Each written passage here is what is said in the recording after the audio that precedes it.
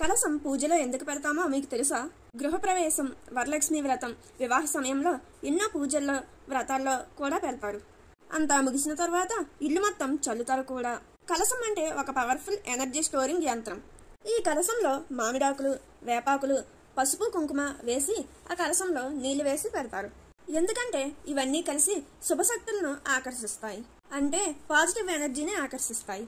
ఇంకా ముఖ్యంగా నీళ్లు జీవశక్తిని కలిగి ఉంటుంది. అంటే ఎక్కడ నీళ్లు ఉంటాయో అక్కడ జీవం ఉంటుందన్నమాట. ఈ నీళ్లే ఎనర్జీ స్టోరింగ్ సిస్టమ్ లాగా పనిచేస్తాయి. మీకు అర్థమయ్యేలా చెప్పాలంటే దేవతల ఆశీర్వాద శక్తి అనేది కలశంలోని నీళ్లలో దాగి ఉంటుంది. ఇంకా ముఖ్యమైనది కొబ్బరికాయ. ఈ కొబ్బరికాయ మనిస్థలని అలాగే బ్రహ్మాండాన్ని సూచిస్తుంది. ఇంకా చెప్పాలంటే కొబ్బరికాయ బ్రహ్మాండం, కలశం భూమిలాగా, దానిలో ఉన్న నీళ్లు ఆశీర్వాద శక్తిలాగా, అంటే ఎనర్జీ స్టోరింగ్ లాగా. మరి కొబ్బరికాయకి తాడు ఎందుకు కడతారంటే బ్రహ్మాండంలోని శక్తిని ఆ నీళ్ళలోనే ఉంచడానికి ఈ తాడు కనెక్షన్ లాగా ఉంటుంది. అందుకే పూజ మొత్తం అయిపోయాక అందులోని ఉన్న నీరుని ఇంటి మొత్తం చల్లుతారు. ఈ విషయం మీలో ఎంతమందికి తెలుసో కామెంట్ చేయండి.